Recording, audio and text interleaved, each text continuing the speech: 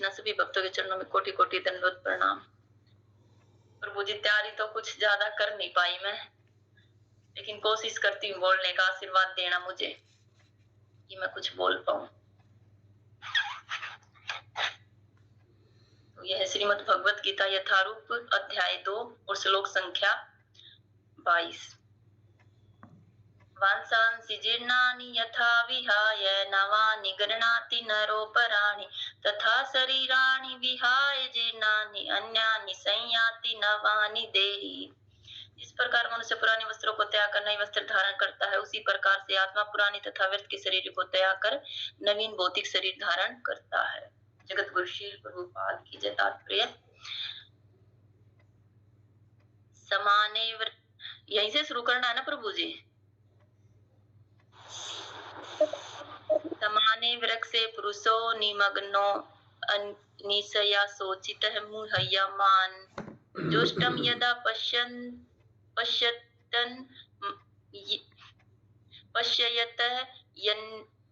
यन्नमीशमस्यः महिमान मीति वीत शोकः। तो इसमें जो है मुंडक उपनिषद और जो है श्वेताश्वर उपनिषद में जो है इसकी पुष्टि की गई, जिसमें प्रभुपाद जो है उनसे हमें बता रहे हैं। यद्यपि दोनों पक्षी एक ही वृक्ष पर बैठे हैं, किंतु फल खाने वाला पक्षी वृक्ष के फल के भोक्ता रूप में चिंता तथा विषाद में निमग्न है। यदि किसी तरह वह अपने मित्र भगवान की ओर उन्मुख होता है और उनकी महिमा को जान लेता है, तो वह कष्ट भोगने वाला पक्षी तुरंत समस्त चिंताओं से मुक्त हो जाता है। अब अर्जुन ने अपना मुख अपने शाश्वत मित्र की ओर फेरा है और उसने भगवत गीता समझ रहा है, उनसे भगवत गीता समझ रहा है। इस प्रकार वह कृष्ण से श्रवण करके भगवान की परम महिमा को समझ कर शोक से मुक्त हो सकता है। तात्पर्य जगत गुरु शील प्रभुपाद के द्वारा जगत गुरु शील प्रभुपाद की जय। परम पूजन गोपाल कृष्ण गुरु महाराज की जय। तो जो इसमें है, जो प्रभुपाद बता रहे हैं कि जैसे जो है यद्यपि दो जो है पक्षी, यानी कि इसमें वृक्ष को जो है जैसे हमारे शरीर को जो वृक्ष बताया गया, इसके हृदय में जो है आत्मा और परमात्मा दोनों ही उस वृक्ष पर बैठे हैं, हमारे हृदय में विराजमान है।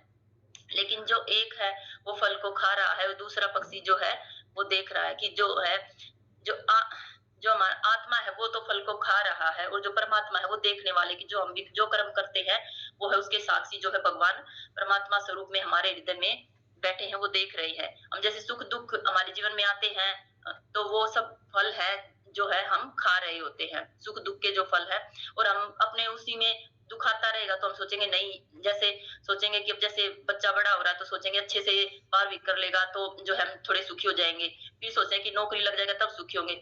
हम जैसे सुख की चीज सोचते रहे कि सुख आएगा, लेकिन जो है कभी भी सुख आता नहीं है। तो लेकिन फिर भी हम ये नहीं सोचते कि जो है हम भगवान की शरण में जाएं, हम भगवान की तरफ मुड़कर देखें।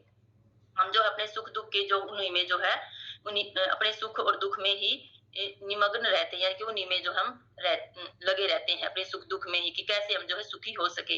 लेकिन जो बिना भगवान की शरण करे, हम बिना भगवान अपनी इंद्रियों से भगवान की सेवा नहीं करते हैं, जो है हम सुखी नहीं हो सकते। क्योंकि एक जीव का कर्तव्य है कि वो भगवान की जो है सेवा करे, उनका नित्य दास रहे। यदि वह किसी तरह से अपने मित्र भगवान की ओर उन्मुख होता है और यदि कोई जो है भगवान की तरफ उन्मुख हो जाता है, यानी कि जो भगवान को देख लेता है कि जो है अब जैसे किसी को ज्यादा दुख है तो वो सोचे कि मुझे भगवान की शरण में जाना चाहिए, चाहे वह दुखी हो कभी किसी तरह से भी जो भगवान की शरण में जाता है, तो भगवान तो इतने दयालु कृपालु है कि वो जो है उसको अगर हम एक कदम चलते हैं तो भगवान 10 कदम हमारी तरफ बढ़ाते कि कैसे भी जो है ये मेरी संतान है, हम उनकी संतानें हैं भगवान की, तो वो जो है हमें अपने पास बुलाने के लिए इतने उतावले रहते हैं। जैसे एक पिता है जो उसका पुत्र उसे दूर चला जाता है और अगर वो कहीं दूर है और वो फोन भी करता है तो इतना खुश हो जाता है कि मेरे बच्चे का फोन आया। तो भगवान भी ऐसे ही, जैसे हम जो है एक भगवान की तरफ देखते हैं तो भगवान इतने प्रसन्न हो जाते हैं और जो है उनकी महिमा को जान लेता है, तो वह कष्ट भोगने वाली समस्त चिंता से मुक्त हो जाता है। और जैसे ही हम भगवान की शरण ग्रहण करते हैं तो जो है, और जैसे हम शरण ग्रहण करते हैं और जो है अपने वरिष्ठ आचार्य से गुरुजनों से जो है भगवान की महिमा को जो हम अपने कानों के माध्यम से सुनते हैं, उनका चिंतन करते हैं। जैसे भी वरिष्ठ आचार्य बता रहे कि जो है भगवान के दर्शन हम जो है अपने कानों के माध्यम से करने चाहिए। ऐसे हम जैसे सीधे डायरेक्ट देखते हैं तो वो सिर्फ उनको जैसे एक मूर्ति स्वरूप में ही देखेंगे, लेकिन जब हम उनकी महिमा को अपने कानों से सुनते हैं तो जो है उससे जो है हमें जो है भगवान के दर्शन होते हैं कि भगवान जो है क्या है और भगवान कितने दयालु हैं, कृपालु हैं।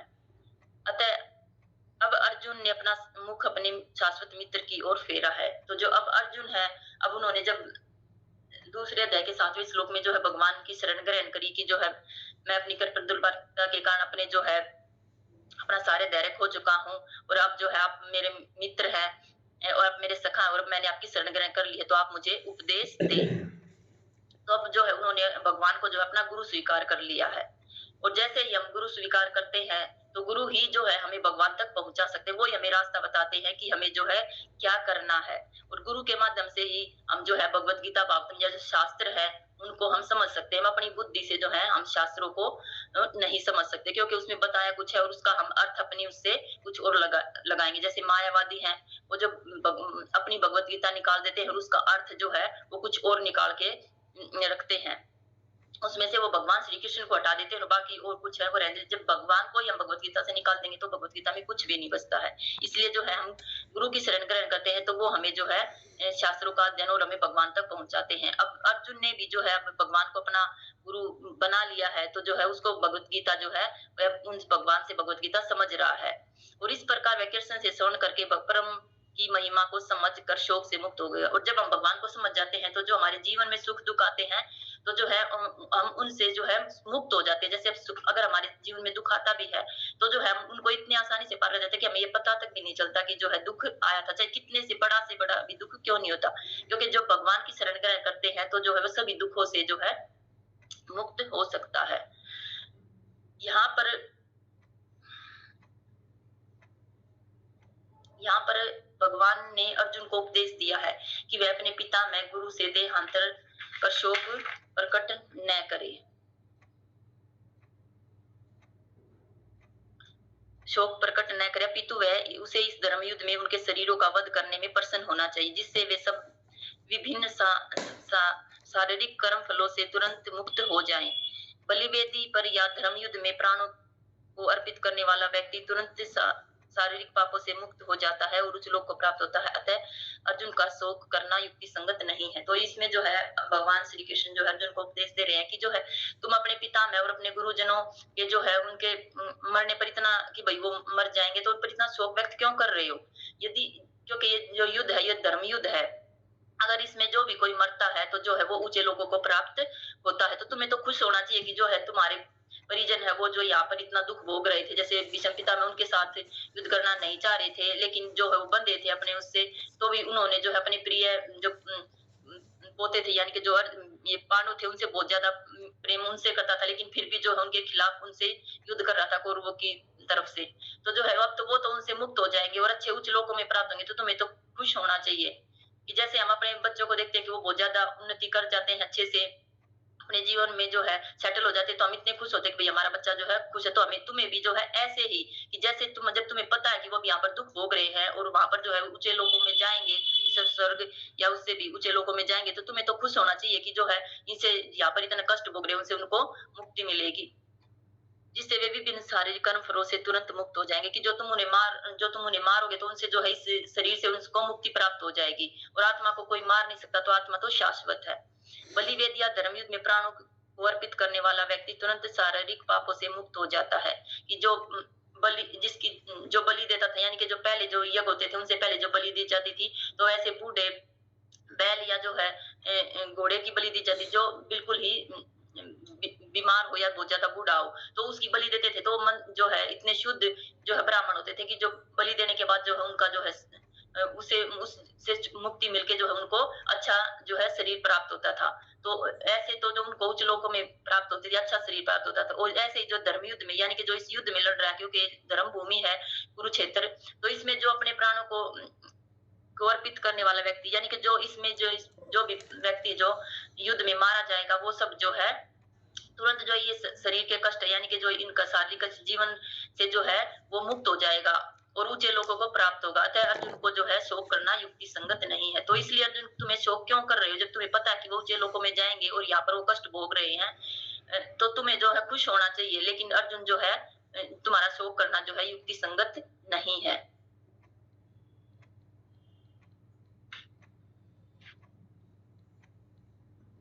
हे कृष्णा प्रभु जी, कोई और प्रभु जी, माता जी कुछ भी इसमें ऐड करे। क्षमा करना प्रभु जी, कुछ दिमाग इधर उथल-पुथल है तो कुछ भी उल्टा-सीधा बोल गई हूँ तो। हरे कृष्णा। तारकेश्वर प्रभु जी, आप थोड़ा प्रकाश डालिए। हरे कृष्णा प्रभु जी, सभी वैष्णव भक्तों के चरणों में धर्म प्रणाम।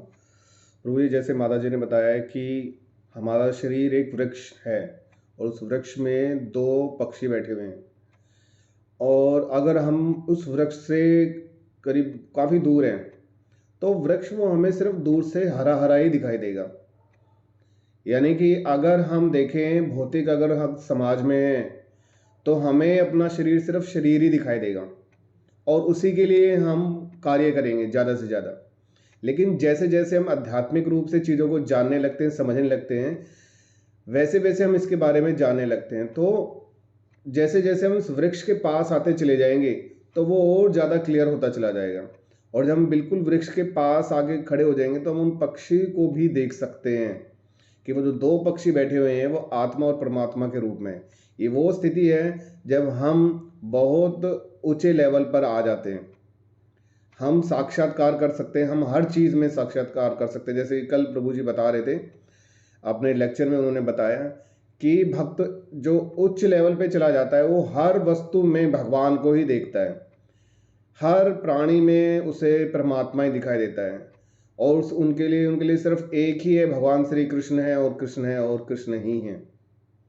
तो यहाँ पर यही बताया गया है कि दूर से अगर हम देखेंगे तो सिर्फ एक शरीर ही दिखाई देगा, जो हम बात कर रहे हैं आत्मा और परमात्मा की वो नहीं होगा। लेकिन जैसे जैसे हम वृक्ष के पास आएंगे हमें वो चीज़ क्लैरिटी होगी, जैसे जैसे हम आध्यात्मिक रूप से जुड़ेंगे, लोगों के एसोसिएशन में आएंगे, हमें बातें पता चलेंगी।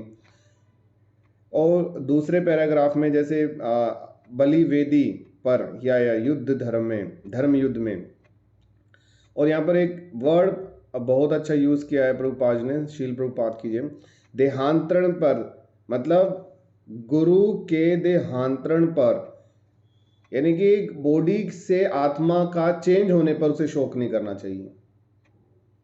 मृत्यु के बारे में यहाँ उन्होंने बताया नहीं, बोला नहीं, तो क्या क्या देहांतरण पर क्या, क्योंकि उन्होंने पहले इसी चीज़ को समझाया है कि हमारे शरीर में जो आत्मा है वो नश्वर है, उसका कभी नाश नहीं हो सकता, तो इसलिए कोई शोक की ज़रूरत नहीं है। तुम भी तो डेली नहाते हो, धोते हो, नए कपड़े लेते हो, पहनते हो, तो ठीक इसी प्रकार से अगर उनका देहांतरण है, जो कि उनके कंधों पर न जाने कितने उनके कर्म हैं जो लेकर के वो घूम रहे हैं, वो भी धर्म क्षेत्र में भगवान ने उन्हें बुलाया और सबका उद्धार किया।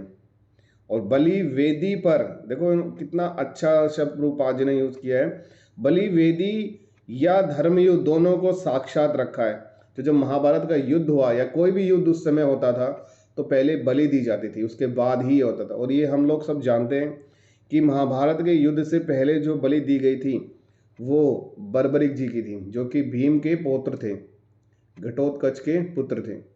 उन्होंने स्वयं इच्छा से, भगवान ने जब उनसे मांगा, जबकि वो भगवान के शिष्य थे, भगवान के प्रिय शिष्य में से एक थे, तो जब भगवान ने उनसे मांगा कि अब क्योंकि युद्ध होगा तो आपको कोई ना कोई बलि चाहिए होती है, तो आप बलि देंगे? तो उन्होंने बोला जी प्रभु, और अपने हाथ से ही अपने सर को अपने धड़ से अलग करके भगवान के चरणों में उन्होंने रख दिया था।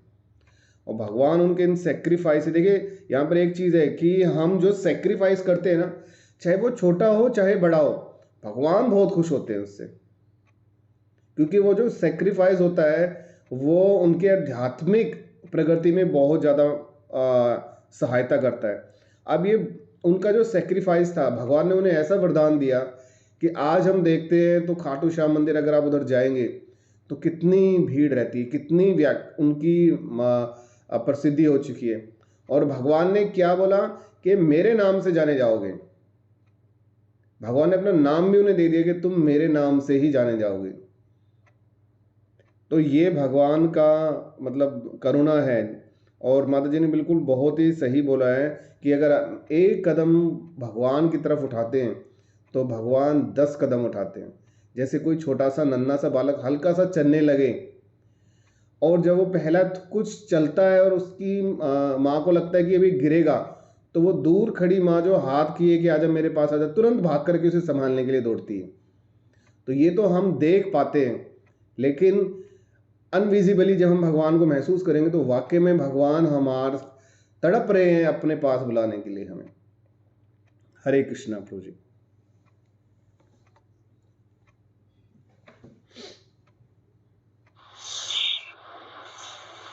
प्रिय माता। हाँ मैं करूँ प्रभु जी? हाँ माता। ठीक है प्रभु जी। जो ये बर्बरीक थे ना, तो इनके बारे में है ना, पता नहीं मैंने किसी लेक्चर में सुना था कि ये जो है ना भगवान के धाम में है ना, तो वहां पर थे। तो जो इस वहां पर जो सभा चल रही थी उसमें जो भगवान विष्णु भी थे और ब्रह्मा जी शिव जी सब थे, और जो ये सारे जो देवता थे वो सब बैठे थे। तो उस समय जो जैसे इस युद्ध का जिक्र हुआ कि भाई जो युद्ध होगा इसमें इतना बड़ा जो है उसका विनाश होगा, तो जो है उस समय बर्बरीक ने कहा था कि आप है ना चिंता मत करो। जैसे शोक तो व्यक्त करेंगे, भाई इतने सब जीव भगवान के ही सब जीव हैं, तो वो बोले कि शोक मत करो कि मैं है ना जो भी हारेगा ना मैं उसको जो इतना कुछ होने नहीं दूंगा, मैं है जो उनको जिता दूंगा। तो उस समय से जो है फिर जो है उसमें ब्रह्मा जी ने कहा कि तुम बीच में ऐसे कैसे बोले कि जो भगवान बैठे हैं तो तुम्हें नहीं बोलना चाहिए। तो उनको जैसे बोला तो फिर वो बोले कि मैं तो भाई अच्छे उद्देश्य से, उनका जैसे उद्देश्य ना कि जो पीछे की भावना है वो देखते हैं भगवान। तो फिर उन्होंने कहा ठीक है कोई नहीं, तुम उसमें जाओ। तो तब जो है इसलिए कि तुम्हें जो है श्राप देना चाहे थे, लेकिन वो श्राप उनको दिया नहीं कि कोई बात नहीं, तुम जो है उसमें जाओगे लेकिन तुम देख पाओगे उस युद्ध को, युद्ध में जो है भाग नहीं ले पाओगे। तो तब जो है उनको, उनका नाम उस समय भी बर्बरीक ही था और जो है इसमें भी। हरे कृष्णा प्रभु जी। हाँ जी प्रभु जी। हरे कृष्णा माता जी। मैं जहाँ तक मैंने, आप बिल्कुल सही बोल रहे हैं। मेरा तो एक अलग से क्वेश्चन है। क्वेश्चन ये है कि किसी भी ऋषि के साथ में कुछ ऐसा अव्यवहार हो गया हो तो उन्होंने तुरंत श्राप दिया। भगवान के छाती पे आके भृगु ऋषि ने अपनी पैर मारा और माता लक्ष्मी के सामने, तो भगवान तुरंत दौड़ पड़े, उनके पैर को पकड़ लिया, उसी पैर को जिससे लात उन्होंने मारी थी उनके छाती पे, कि कहीं आपको दर्द तो नहीं होगा। क्योंकि बोलते हैं भक्त लोग कि मेरा जो शरीर है वो वज्र का बना हुआ है, आपको कुछ चोट तो नहीं लगी। तो भगवान के साथ अगर बुरा भी किसी ने किया है तो मेरे को नहीं लगता कि भगवान ने कभी उसे श्रापित किया होगा, कभी श्राप दिया होगा। वो इससे हमें क्या पता चलता है कि भगवान कितने ज़्यादा कोमल हृदय के हैं। इस चीज़ का एक स्पष्ट उदाहरण है। हरे कृष्ण माता। हरे कृष्ण प्रभु जी। करूं तो प्रभु जी आगे, या कोई और कुछ ऐड करना चाह रहा है? हरे कृष्णा अखिल प्रभु जी, आप कुछ ऐड करना चाहेंगे?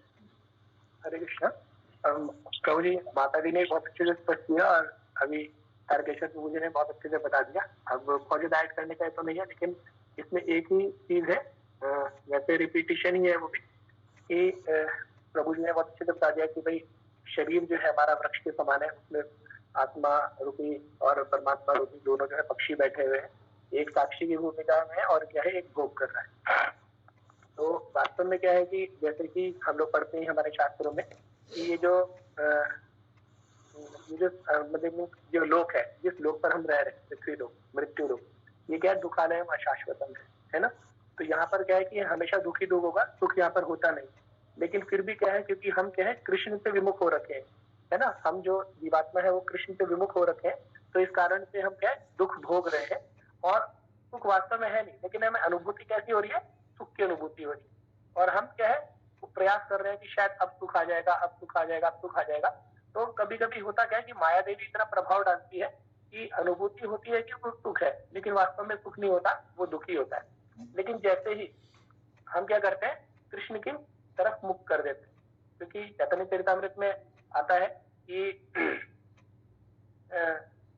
कृष्ण सूर्य सम माया है अंधकार, जहां कृष्ण वहां नहीं माया का अधिकार।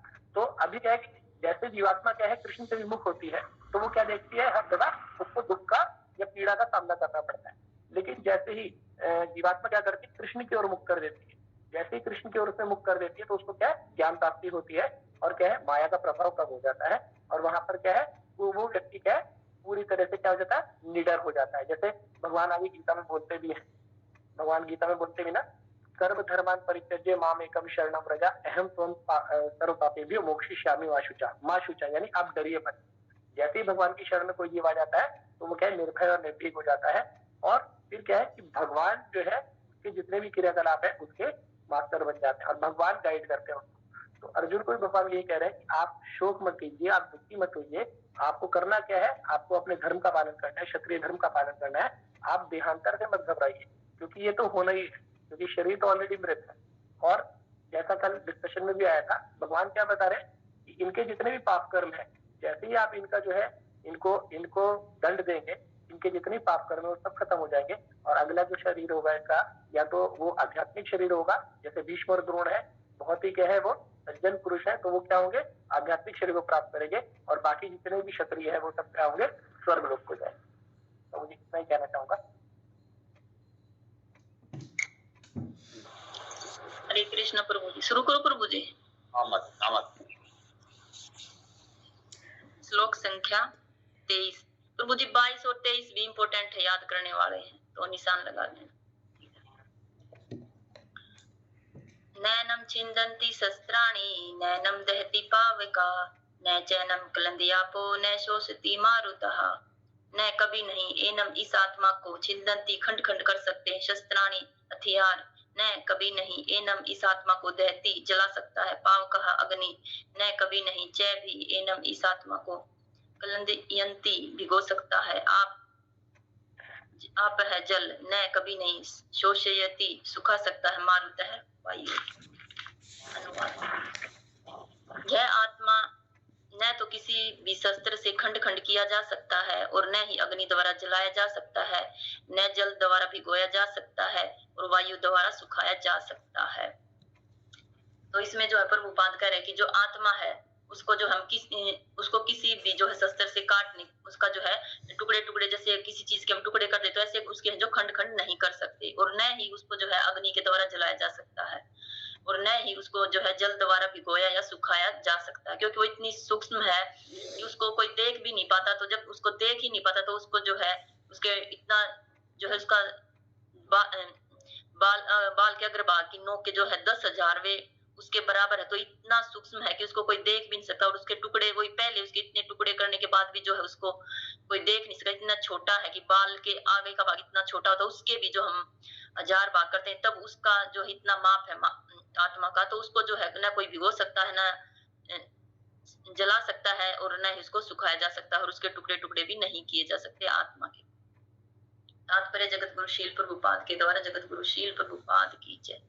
सारे हथियार, तलवार, आग्नेयास्त्र, वर्षा के अस्त्र, चक्रवात आदि आत्मा को मारने में असमर्थ है। ऐसा प्रतीत होता है कि आधुनिक आग्नेय अस्त्रों के अतिरिक्त मिट्टी, जल, वायु, आकाश आदि के भी अनेक प्रकार के हथियार होते हैं। यहाँ तक कि आधुनिक युग के नाभिकीय हथियारों की गणना भी आग्नेय शास्त्रों में की जाती है। किंतु पूर्व काल में विभिन्न पार्थिव तत्वों से बने हुए हथियार होते हैं। आग्नेयास्त्रों का सामना जल के वरुण हथियारों से किया जाता है और आधुनिक विज्ञान के लिए अज्ञात है। आधुनिक विज्ञान को चक्रवात हथियारों का भी पता नहीं है, जो भी आत्मा को न तो खंड खंड किया जा सकता है न ही किन्हीं वैज्ञानिक हथियारों से उसका संहार किया जा सकता, चाहे उनकी संख्या कितनी ही क्यों न हो। तो इसमें है जो प्रभुपाद बता रहे कि जैसे आत्मा को जो है हम किसी भी शस्त्र से हम उसके जो है टुकड़े नहीं कर सकते, तो और जैसे अग्नि द्वारा जलाया भी नहीं जा सकता और जल द्वारा भिगोया और वायु द्वारा सुखाया नहीं जा सकता। तो इसमें बता रहे कि जैसे उस समय पर भी इतने ज्यादा हथियार थे कि जो मंत्रों से जो है वो उनके जो है अस्त्र शस्त्र चलते थे। तो जो बोल रहे कि उनसे भी जो है ना तो तलवार से ना आगे यानी कि जो अग्नि का शस्त्र था उससे, या वर्षा के जैसे भी अग्नि को बुझाने के लिए जो दूसरा विरोधी पक्ष जो है फिर वर्षा का अस्त्र चलाता था, चक्रवात आदि को असमर्थ है। तो ये सब जो है आत्मा को जो है कोई भी नहीं मार सकता, क्योंकि आत्मा जो है अजर अमर और शाश्वत है, पुरातन है। और ऐसा प्रतीत होता है कि आधुनिक अतिरिक्त जो मिट्टी के, जल, वायु, आकाश के किसी भी प्रकार के हथियार होते हैं, तो जो भी कोई किसी भी प्रकार के जो है आधुनिक हथियार, जैसे ऊपर से जो बम फेंकते हैं या जो जैसे जमीन में वो बिछा देते हैं, तो उन सब जो उससे किसी से भी चाहे कोई कितना भी जो है बड़े से बड़ा हथियार क्यों न है, हम उसका प्रयोग करके जो है आत्मा को नहीं मार सकते और उसके ना ही टुकड़े कर सकते ना जला सकते हैं। यहाँ तक कि जो आधुनिक और नाभिकीय हथियारों की गणना भी आग्नेय शास्त्रों से की गई है, किंतु पूर्व काल में विभिन्न पार्थिव तत्वों से बने हुए हथियार होते थे। लेकिन जो है आज के हथियार जो है वो आधुनिक है और जो है परमाणु नाभिकीय हथियारों की गणना जो उस समय के जो आगे शास्त्र थे उनकी तुलना जो है आज के जो आधुनिक हथियार है उनसे की गई है। लेकिन जो पहले के हथियार थे वो पार्थिव तत्वों से जो है वो जैसे पार्थिव तत्व यानी कि जो पृथ्वी के तत्व है उनसे बने थे, जैसे लोहे से या कुछ और चीजें हैं उनसे बने हुए होते थे। और उस समय के ऐसे हथियार थे कि जैसे जिसके लिए भी जो है वो बाण छोड़ा जाता था वो उसी को जो है मारता था या उसको नुकसान पहुंचाता। लेकिन जो आज के हैं वो जैसे मार इतना किसी जिस एक आदमी को मारना भी चाहे तो उसको वो नहीं मार सकते, क्योंकि उसके लिए वो या तो जैसे कहीं पर भी बम विस्फोट होता है उसमें इतने सारे मरते हैं कि पता नहीं कि जो है निर्दोष जो है प्राणी उनकी हत्या होती है। लेकिन पहले के जो हथियार थे वो ऐसे थे कि जिस पर भी वो चलाना चाहे उसी का जो है वो ही उसको ही जो हानि पहुंचती थी वो ही मरता था। जैसे उसने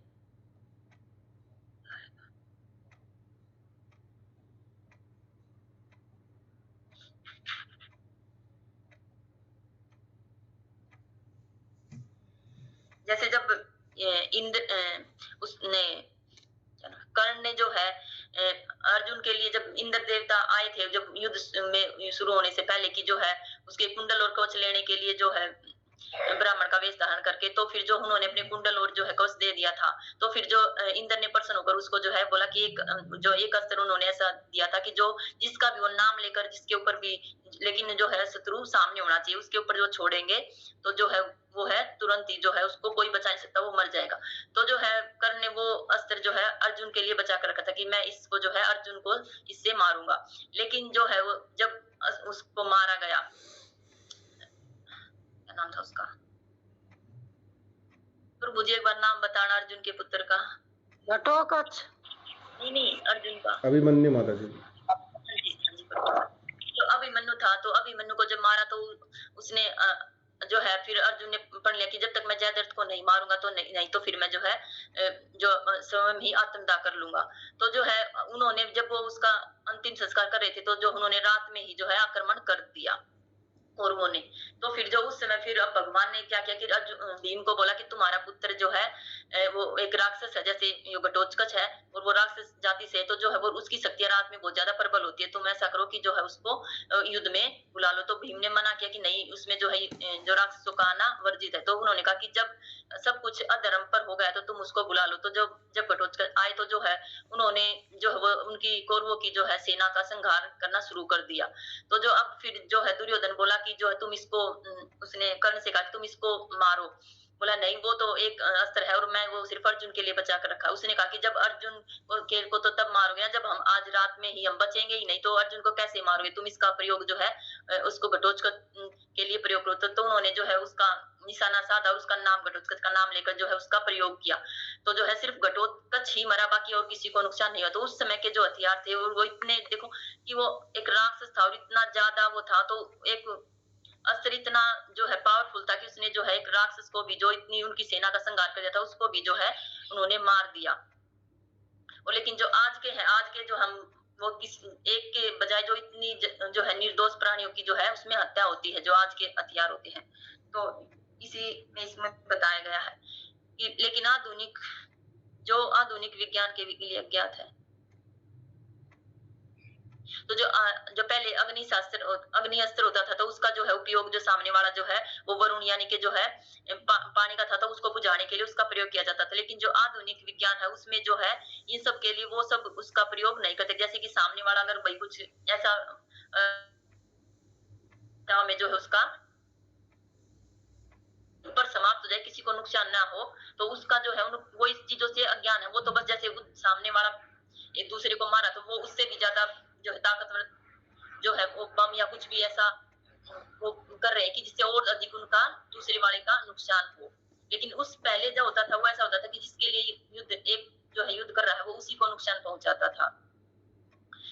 और आधुनिक विज्ञान को चक्रवात हथियारों का भी पता नहीं है, जो भी आत्मा को न तो कभी खंड किया जा सकता है, न ही वैज्ञानिक हथियार से उनका संहार किया जा सकता है, चाहे उनकी कितनी ही संख्या क्यों न। तो इसमें यही बताया गया कि आत्मा जो है उसको किसी भी हथियार, चाहे कोई कितना भी ताकतवर हो, चाहे वो आधुनिक हो या जो है जो पहले के अस्त्र शस्त्र थे उनसे, चाहे वो अग्नि अस्त्र हो या वर्षा का अस्त्र हो या पृथ्वी का हो या आकाश, चाहे कैसा भी क्यों न हो, तो उससे जो है हम आत्मा को जो है नहीं मार सकते और उसके टुकड़े टुकड़े नहीं कर सकते।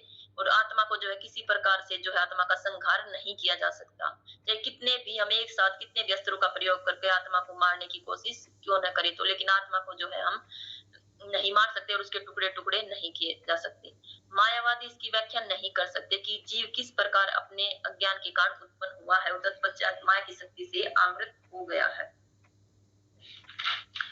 तो जो इसमें है जो मायावादी है, तो मायावादी इसकी व्याख्या नहीं करके जी अज्ञान के कारण उत्पन्न हुआ है, कि जो मायावादी को इनको पता ही नहीं है कि जो जीव है वो है जो भगवान अपने अज्ञान के कारण, यानी कि जो भगवान के साथ उन्हें विद्रोह किया, तो जो है उस कारण से जो है उसको इस मृत्यु लोक में उसका जन्म हुआ है और यहाँ पर जन्म होने के पश्चात वो अपने जो है माया देवी की शक्ति से जो आवृत हो गया, कि माया देवी के प्रभाव में आ गया है। और न ही आदि परमात्मा के जीवों को विलग कर पाना संभव था, न ही आदि परमात्मा से जीवों को विलग कर पाना संभव था, परंतु प्रयुक्त सारे जीव परमात्मा के से विलग हुए अंश है। तो जैसे सब जब मायावादी कहते हैं कि जो है हम मरने के बाद जो है परमात्मा में विलीन हो जाएंगे, उनसे एकाकार हो जाएंगे, तो ये ऐसा नहीं है। भगवान जैसे आत्मा का जो है अलग स्वरूप है और परमात्मा का स्वरूप अलग है। हम उन परमात्मा के साथ ही रहते हैं और भगवान की जो है आत्मा भगवान की सेवा करती रहती है भगवान के धाम में।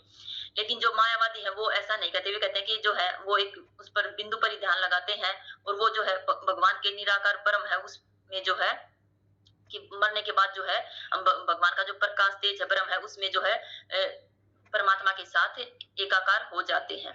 क्योंकि वे सनातन अणुआत्मा है अतः माया द्वारा आवर्त होने से उनकी प्रवृत्ति स्वाभाविक है। तो जैसे हम जो है आत्मा है वो भगवान का ही अंश है, जैसे भगवान विभु आत्मा है और हम जो है अणुआत्मा है, लेकिन दोनों सनातन है।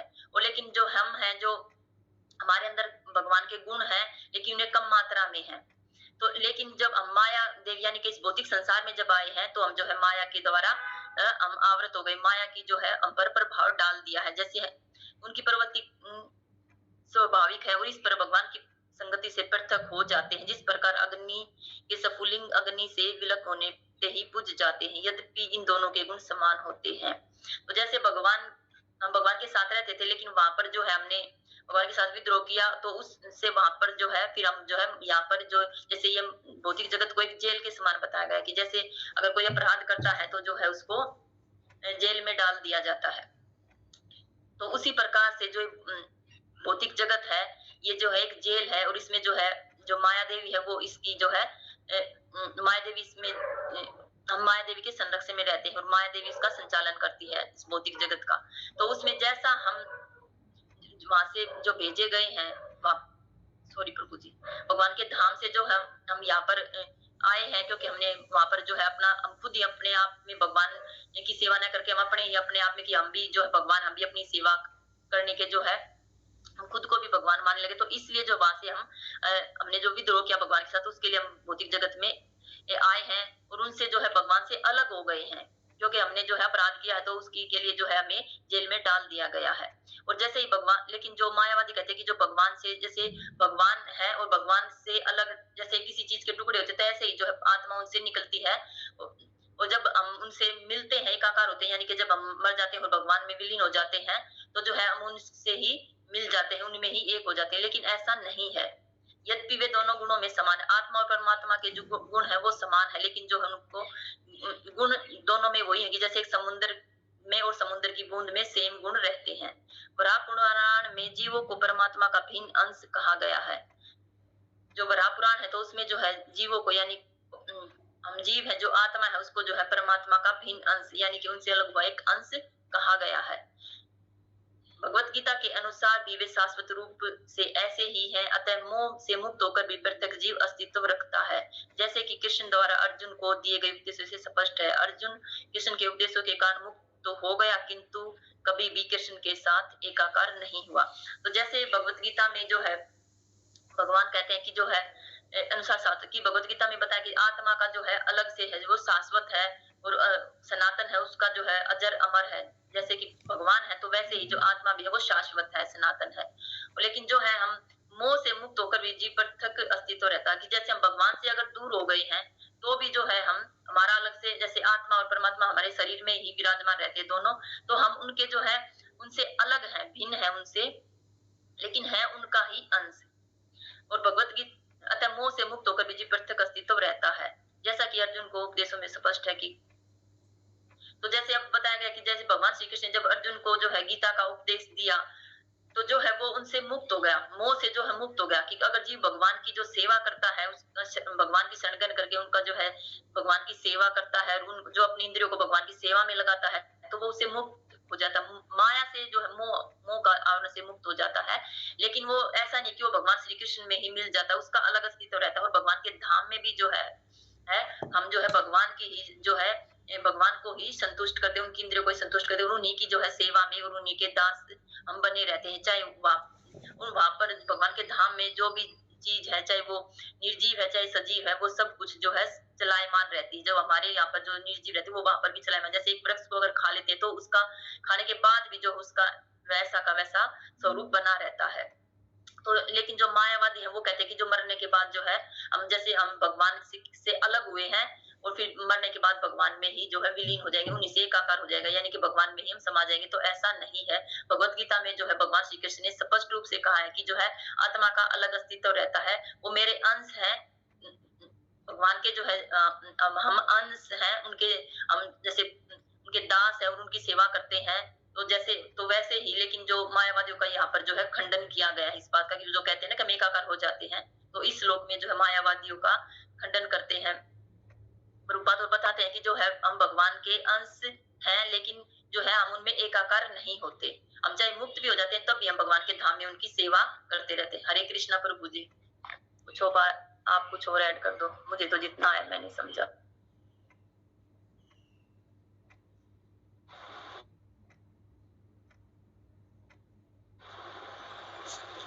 हरे कृष्णा आराध्य प्रभु जी।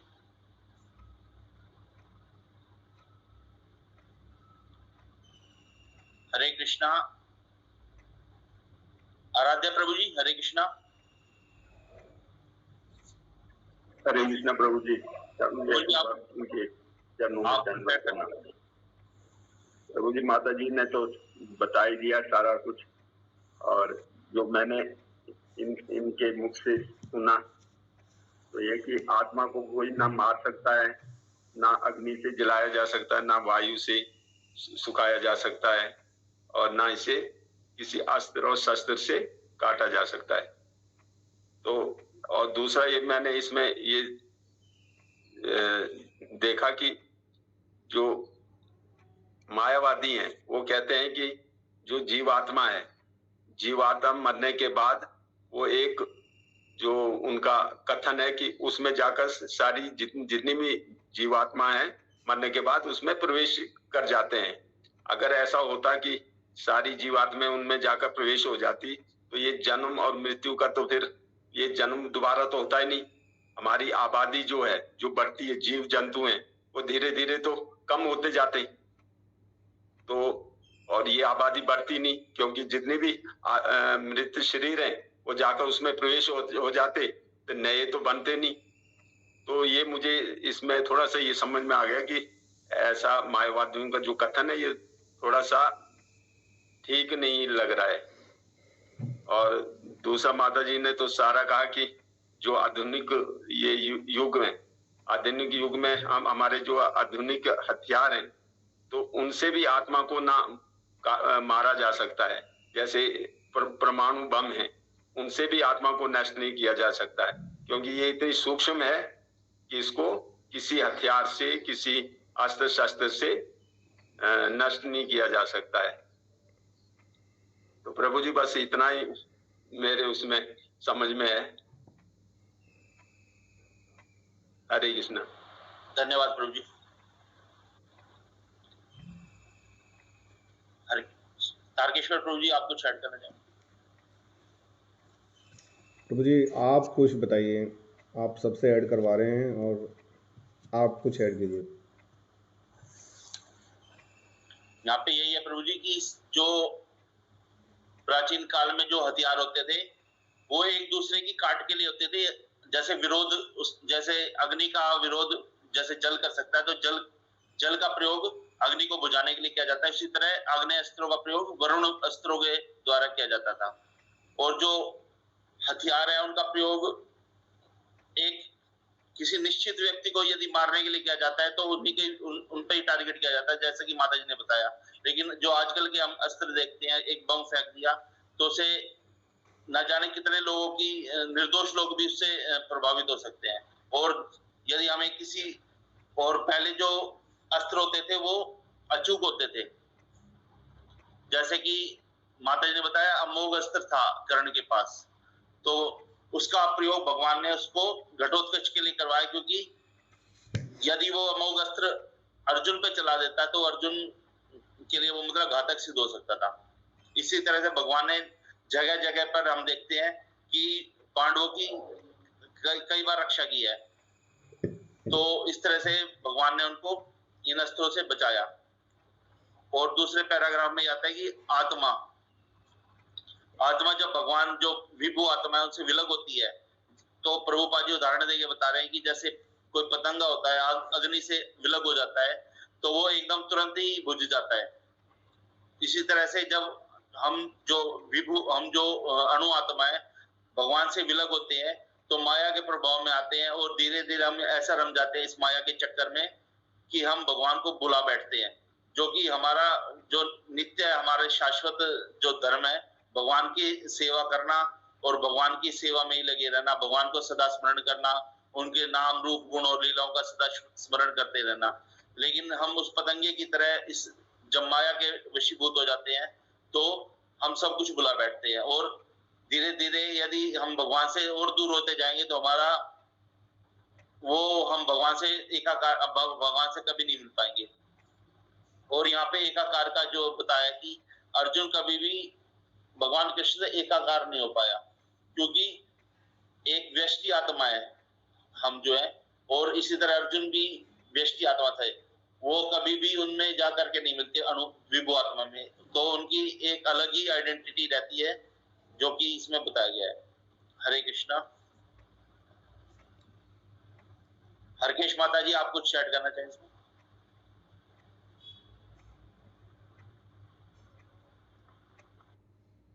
प्रभु जी आपने सब क्लियर कर दिया, माता जी ने कर दिया, आपने कर दिया, प्रभु जी ने कर दिया। ठीक है प्रभु जी सारा।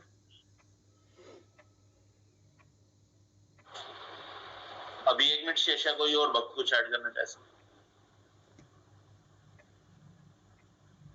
हरे कृष्णा। प्रभु जी, मैं थोड़ा सा एक, माता जी ने जैसे बोला था कि अर्जुन ने प्रतिज्ञा ली थी कि अगर इसको नहीं मारेगा तो अपना शरीर को जला देगा, अग्नि के सपूत कर देगा। तो अर्जुन, मेरे को लगता है कई बार एक बिल्कुल बालक बच्चे की तरह से, एक ऐसी पत्नी जो कुछ भी मन्नत मांगती है और उसका साधन पति को बनाती है कि अगर मेरी मन्नत पूरी होगी तो मेरे पति ये करेंगे, अगर मेरी मन्नत पूरी होगी तो मेरे पति 16 सोमवार करेंगे। तो भगवान ने कई बार अर्जुन की प्रतिज्ञा को पूरा करने में सहायता की, वरना अर्जुन नहीं कुछ कर पाता। जैसे ब्राह्मण के जो बच्चे थे, जब वो मरने लगे तो अर्जुन प्रतिज्ञा लेता है कि अगर मैं आज शाम तक नहीं लेके आ पाया तो मैं मतलब अपने आप को अग्नि के सपूत कर दूंगा। तो भगवान शायद ऐसे करते होंगे मन ही मन में, अरे भैया इतनी प्रतिज्ञाएं मत कर, कितनी तुम्हारी प्रतिज्ञाओं को मैं पूरा करवाऊंगा। तो अगर भगवान ना होते तो शायद हम कुछ नहीं कर पाते अर्जुन। तो जैसे अखिल प्रभु जी ने भी एक अच्छी बात बोली कि हर कोई ना सुख ढूंढता है, सुख ढूंढने में लगा हुआ है, लेकिन उस सुख के पीछे भौतिक संसार में दुख है ना। और इससे क्या पता चलता है हमारे को कि हम क्योंकि धाम के लोग हैं, या सारी जीवात्माएं धाम से आई हैं और वहाँ पे क्या था, सुख था, और अनंत काल तक हम वहाँ रहे, तो हमारी आत्मा को सुख की आदत है। तो हम किसी भी हम कोई भी चोला पहनेंगे वहाँ सुख ही ढूंढेंगे। और हमें डर किससे लगता है? हमें डर लगता है मृत्यु से। क्यों? क्योंकि हम अनंत काल से मरते भी आ रहे हैं। जो चीज़ बहुत लंबे समय तक रहती है उसी की तरफ खिंचाव होता है। तो यहाँ पर प्रभु जी ने बहुत गहरी बात बोली। तो आई थिंक टाइम हो चुका है प्रभु जी, है ना।